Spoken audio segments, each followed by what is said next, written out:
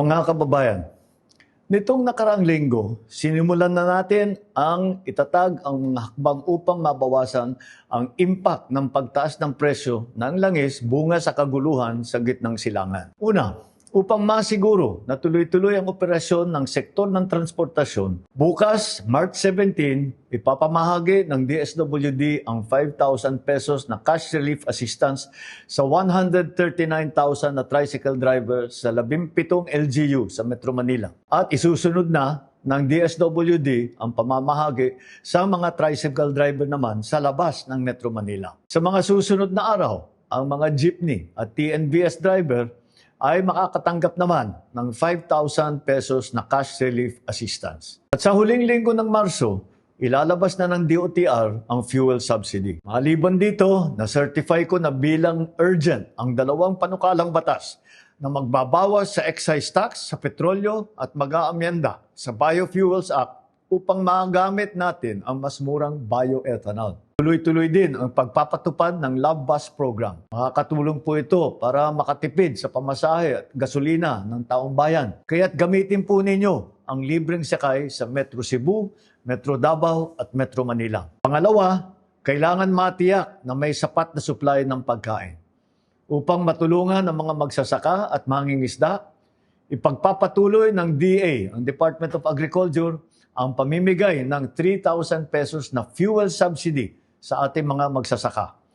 Mahigit 26,000 magsasaka ang mabibigyan nito. Para naman po sa mga mangingisda, ang BIFAR ay magbibigay sa Huwebes, March 19, ng 3,000 pesos na fuel subsidy sa higit na 26,000 mangingisda. Sisikapin din ng Department of Agriculture na ipamahagi sa Abril sa bawat magsasaka at mangingisda ang lagpas 2,000 pisong tulong mula sa Presidential Assistance for Farmers and Fisherfolk Program. Magagamit po ito ng mga magsasaka sa kanilang hanapbuhay. Sinimulan na nitong Pebrero ang implementasyon ng Local Government Support Fund, yung LGSF. Sa mga nabigyan na, maaari na pong gamitin ang halagang ito upang bumili ng bigas sa ating mga magsasaka at ipamahagi sa kanilang mga komunidad. Muli, nananawagan ako sa ating mga local government unit na siguruhin wala ng pass-through fee na sisingilin. Nakarating sa akin na may ilang pang mga barangay na naniningil pa rito sa bawat sako ng palay at sasakyan.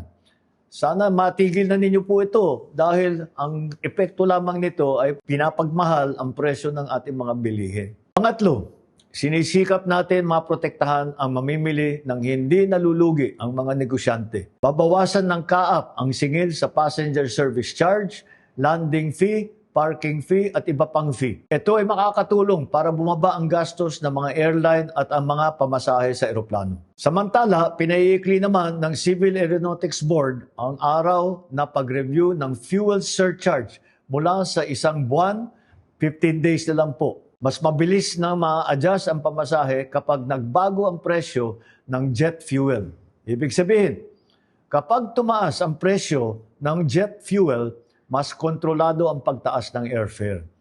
At kapag bumaba naman ang presyo ng jet fuel, mas mabilis ding bababa ang pamasahe. Sa lahat ng ahensya ng pamahalaan, repasuhin ang mga patakaran ukol sa lisensya, permit, clearance, certification. Tignan ninyo kung alin dito ang pwede munang suspindihin o di kaya ay babaan ang mga singil upang makabawas sa mga iniintindi ng taong bayan. Ikahuli, tinututukan din natin ang kapakanan ng mga kabataang Pilipino. Gumagawa tayo ng mga hakbang upang hindi makadagdag sa bigat sa bulsa ang pag-aaral. Bawal pa rin ang mga bayarin o kontribusyon na sisingilin sa mga mag-aaral sa mga pampublikong paaralan, lalo na ngayong panahon ng graduation. Sa March 25 naman, magsisimula ang serbisyo fair ng DepEd. Dito, ang mga ahensya ng gobyerno at mga employer ang pupunta sa eskwelahan upang makapag-apply ng trabaho ang mga high school student at graduate natin. Mas madali nang makakakuha ng clearance, hindi pa gagastos na malaki sa pamasahe.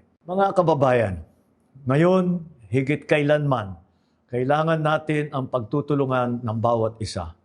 Walang iwanan, walang maiiwan sa pagharap natin sa hamong ito. Asahan ninyo ang patuloy namin paggawa ng mga hakbang upang maibsan ang mabigat na epekto ng kaganapan sa gitnang silangan sa taong bayan. Naway manatili ang ating tiwala sa isa't isa at ang pananampalataya na malagpasan din natin ang mga pagsubok. Dalangin natin ang kapayapaan at kaligtasan ng lahat.